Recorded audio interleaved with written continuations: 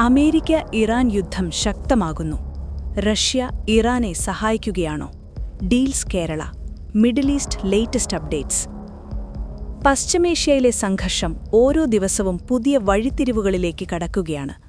ഇപ്പോൾ പുറത്തുവന്ന ഏറ്റവും പുതിയ റിപ്പോർട്ട് അനുസരിച്ച് അമേരിക്കൻ സൈനിക താവളങ്ങളുടെയും യുദ്ധക്കപ്പലുകളുടെയും കൃത്യമായ സ്ഥാനവിവരങ്ങൾ റഷ്യ ഇറാനുമായി പങ്കുവയ്ക്കുന്നുവെന്ന ഗുരുതര ആരോപണം ഉയർന്നിരിക്കുകയാണ്.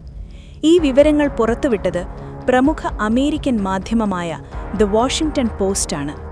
റിപ്പോർട്ടിന്റെ അടിസ്ഥാനത്തിൽ പശ്ചിമേഷ്യയിൽ നിലയുറപ്പിച്ചിരിക്കുന്ന അമേരിക്കൻ യുദ്ധക്കപ്പലുകൾ, വിമാനങ്ങൾ, മറ്റു സൈനിക സംവിധാനങ്ങൾ എന്നിവയുടെ തത്സമയ വിവരങ്ങൾ ഇറാനെ സഹായിക്കുന്ന തരത്തിൽ റഷ്യ കൈമാറുന്നുവെന്നാണ് അമേരിക്കൻ ഇന്റലിജൻസ് ഉദ്യോഗസ്ഥർ വിലയിരുത്തുന്നത്.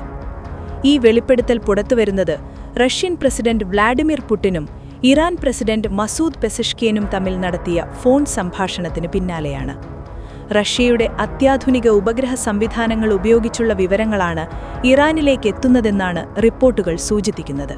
ഇതിലൂടെ അമേരിക്കൻ സൈനിക സന്നാഹങ്ങൾ എവിടെയാണെന്ന് ഇറാനെ അറിയാൻ കഴിയുന്നുവെന്നാണ് വിലയിരുത്തൽ. ഈ വിവരങ്ങൾ ഉപയോഗിച്ചാണ് ഇറാൻ നടത്തുന്ന ഡ്രോൺ മിസൈൽ ആക്രമണങ്ങൾ കൂടുതൽ കൃത്യതയോടെ നടക്കുന്നതെന്നും റിപ്പോർട്ടുകൾ പറയുന്നു. ഇറാനും റഷ്യയും തമ്മിലുള്ള വർദ്ധിച്ചുവരുന്ന സൈനിക സഹകരണത്തിന്റെ തെളിവായിട്ടാണ് ഈ നീക്കത്തെ നിരീക്ഷകർ വിലയിരുത്തുന്നത്. റഷ്യ യുക്രൈൻ യുദ്ധം ആരംഭിച്ചതിനു ശേഷം ഇറാൻ റഷ്യയ്ക്ക് വൻതോതിൽ ഡ്രോണുകൾ നൽകിയിരുന്നു. അതിന്റെ പ്രതിഫലമായിട്ടാണ് ഇപ്പോൾ റഷ്യ ഇറാനെ രഹസ്യവിവരങ്ങൾ നൽകി സഹായിക്കുന്നതെന്നാണ് ചില വിദഗ്ധരുടെ വിലയിരുത്തൽ. എന്നാൽ ഈ ആരോപണങ്ങൾ അമേരിക്ക ഔദ്യോഗികമായി നിഷേധിച്ചിട്ടുണ്ട്. അമേരിക്കൻ പ്രതിരോധ സെക്രട്ടറി പീറ്റ് ഹെഡ്സെത്ത് ഈ റിപ്പോർട്ടുകളെ ചെറുതായി കാണണമെന്നും അമേരിക്കയുടെ പ്രതിരോധ സംവിധാനങ്ങൾ അതീവ ശക്തമാണെന്നും വ്യക്തമാക്കി. ഇറാനുക്ക് ലഭിക്കുന്ന ഏതെങ്കിലും വിദേശ സഹായം അമേരിക്കയുടെ സൈനിക പ്രവർത്തനങ്ങളെ കാര്യമായി ബാധിക്കില്ലെന്നും അദ്ദേഹം പറഞ്ഞു.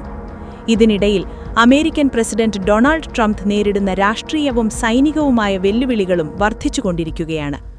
ഇറാനും അമേരിക്കയും തമ്മിലുള്ള യുദ്ധം ആരംഭിച്ച് ഒരാഴ്ച പിന്നിടുമ്പോൾ ഇതൊരു പ്രാദേശിക സംഘർഷമായി മാറാനുള്ള സാധ്യത ഉയർന്നിരിക്കുകയാണ്. ഇറാന്റെ പരമോന്നത നേതാവായ അലി ഖമേനി കൊല്ലപ്പെട്ടതായും ഇറാനിയൻ സൈനിക സംവിധാനങ്ങൾക്കെതിരെ കരയിലും കടലിലും വായുവിലും വലിയ ആക്രമണങ്ങൾ നടന്നതായും റിപ്പോർട്ടുകൾ പറയുന്നു. ഈ സാഹചര്യത്തിൽ സംഘർഷം കൂടുതൽ വ്യാപിക്കാനുള്ള ഭീഷണി ഉയർന്നിരിക്കുകയാണ്. വിശകലന വിദഗ്ധർ പറയുന്നത് ഇറാനെതിരായ അമേരിക്കയുടെ ഈ സൈനിക നീക്കം 2003 ഇറാഖ് യുദ്ധത്തിന് ശേഷമുള്ള ഏറ്റവും വലിയ സൈനിക നടപടികളിലൊന്നായി മാറിയിരിക്കുകയാണ്. ഈ നടപടിക്ക് അമേരിക്ക നൽകിയിരിക്കുന്ന പേര് ഓപ്പറേഷൻ എപ്പിക് ഫ്യൂറി എന്നാണ് റിപ്പോർട്ടുകൾ പറയുന്നത്. എന്നാൽ ഈ യുദ്ധത്തിന്റെ അന്തിമ ലക്ഷ്യമെന്താണെന്ന് വ്യക്തമാക്കാൻ വൈറ്റ് ഹൌസ് ഇതുവരെ തയ്യാറായിട്ടില്ലെന്ന് ചില വിദഗ്ധർ പറയുന്നു. വൈറ്റ് ഹൌസ് വക്താവ് അന്ന കെല്ലി ഈ വിമർശനങ്ങളെ തള്ളിക്കളഞ്ഞു. ഇറാന്റെ ബാലിസ്റ്റിക് മിസൈൽ സംവിധാനങ്ങളും സൈനിക ശേഷിയും തകർക്കുക, അവരുടെ പ്രോക്സി ഗ്രൂപ്പുകൾക്ക് ആയുധം നൽകാനുള്ള കഴിവ് അവസാനിപ്പിക്കുക, കൂടാതെ ഇറാൻ ഒരിക്കലും അണവായുധം കൈവശമാക്കുന്നത് തടയുക എന്നതാണ് അമേരിക്കയുടെ പ്രധാന ലക്ഷ്യമെന്ന് അവർ പറഞ്ഞു. എന്നാൽ ഈ യുദ്ധം നീണ്ടുനിൽക്കുകയും അമേരിക്കൻ സൈനികരുടെ മരണസംഖ്യ ഉയരുകയും ചെയ്താൽ അത് ട്രംപിന്റെ രാഷ്ട്രീയ ഭാവിയെ ബാധിക്കാമെന്നാണ് രാഷ്ട്രീയ വിശകലന വിദഗ്ധർ പറയുന്നത്. പ്രത്യേകിച്ച് വരാനിരിക്കുന്ന അമേരിക്കൻ ഇടക്കാല തിരഞ്ഞെടുപ്പുകളിൽ ഇത് റിപ്പബ്ലിക്കൻ പാർട്ടിക്ക് തിരിച്ചടിയാകാനും സാധ്യതയുണ്ട്. ഇതിനിടയിൽ അമേരിക്കയും ബ്രിട്ടനും തമ്മിലുള്ള അഭിപ്രായ ഭിന്നതയും പുറത്തുവന്നിരിക്കുകയാണ്.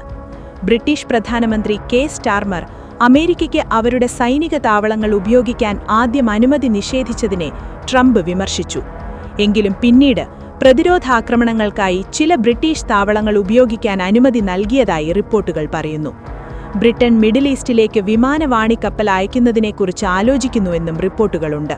അതിൽ പ്രധാനമായി പരിഗണിക്കപ്പെടുന്നത് ബ്രിട്ടന്റെ ഏറ്റവും വലിയ യുദ്ധക്കപ്പലുകളിലൊന്നായ HMS പ്രിൻസ് ഓഫ് വെയിൽസ് ആണ്. എന്നാൽ ഈ കപ്പൽ വിന്യസിക്കണമോ എന്ന കാര്യത്തിൽ അന്തിമ തീരുമാനമെടുത്തിട്ടില്ലെന്ന് ബ്രിട്ടീഷ് അധികൃതർ വ്യക്തമാക്കി. അതേസമയം സംഘർഷം കൂടുതൽ വ്യാപിക്കാതിരിക്കാൻ മധ്യസ്ഥതയ്ക്കായുള്ള തയ്യാറെടുപ്പിലാണ് സൗദി അറേബ്യ. സൗദി വിദേശകാര്യമന്ത്രി Faisal bin Farhan Al Saud Iran വിദേശകാര്യമന്ത്രി അബ്ബാസ് അരാഗിച്ചിയുമായി സംസാരിച്ചിട്ടുണ്ടെന്നാണ് റിപ്പോർട്ടുകൾ പറയുന്നത്. ഇറാൻ ആക്രമണം തുടരുകയാണെങ്കിൽ സൗദി അറേബ്യയും തിരിച്ചടിക്കാൻ നിർബന്ധിതരാകുമെന്ന് റിയാദ് തെഹ്റാനെ അറിയിച്ചു.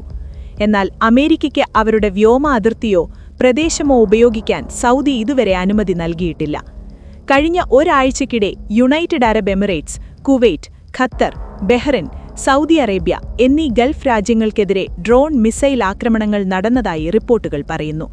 ഇതിനിടെ അബുദാബിക്കടുത്തുള്ള അൽ ദഫ്ര അമേരിക്കൻ വ്യോമതാവളത്തിനെതിരെ ഇറാൻ ഡ്രോൺ ആക്രമണം നടത്തിയതായും റിപ്പോർട്ടുകൾ പുറത്തുവന്നു. അതുപോലെ ഇസ്രായേലിലെ ഹൈഫ മേഖലയിൽ വ്യോമാക്രമണ സൈറണുകളും മുഴങ്ങിയതായി റിപ്പോർട്ടുകൾ പറയുന്നു. അമേരിക്കൻ എംബസിക്ക് നേരെയും ആക്രമണം. ഇറാഖിലെ ബാഗ്ദാദിലുള്ള അമേരിക്കൻ എംബസിക്ക് നേരെ റോക്കറ്റുകൾ പതിച്ചതായും റിപ്പോർട്ടുകളുണ്ട്. എന്നാൽ വലിയ നാശനഷ്ടങ്ങളോ ആളപായമോ റിപ്പോർട്ട് ചെയ്തിട്ടില്ല. ഇറാൻ സൈന്യം വ്യക്തമാക്കുന്നത് അയൽ രാജ്യങ്ങളുടെ പരമാധികാരത്തെ അവർ ബഹുമാനിക്കുന്നു. എന്നാൽ മേഖലയിലെ അമേരിക്കയുടെയും ഇസ്രായേലിന്റെയും എല്ലാ സൈനിക താവളങ്ങളും തങ്ങളുടെ പ്രധാന ലക്ഷ്യങ്ങളായിരിക്കുമെന്നാണ്. അമേരിക്കയും ഇസ്രായേലും നടത്തുന്ന ആക്രമണങ്ങൾക്ക് ശക്തമായ തിരിച്ചടി തുടരുമെന്നും ഇറാൻ മുന്നറിയിപ്പ് നൽകി. ഇപ്പോൾ മിഡിൽ ഈസ്റ്റിൽ രൂപം കൊള്ളുന്നത് ഒരു സാധാരണ സംഘർഷമല്ല. അമേരിക്ക, ഇറാൻ, ഇസ്രായേൽ, റഷ്യ എന്നിവരെ ഉൾപ്പെടുത്തി വലിയ ശക്തികൾ തമ്മിലുള്ള പുതിയ ശക്തി പരീക്ഷണമായാണ് ഇത് മാറുന്നത്. ഈ യുദ്ധം എത്രത്തോളം വ്യാപിക്കും, ലോക സമ്പദ്വ്യവസ്ഥയെയും രാഷ്ട്രീയത്തെയും ഇതെങ്ങനെ ബാധിക്കും, അതാണ് ഇപ്പോൾ ലോകം ഉറ്റുനോക്കുന്നത്. International desk, deals Kerala.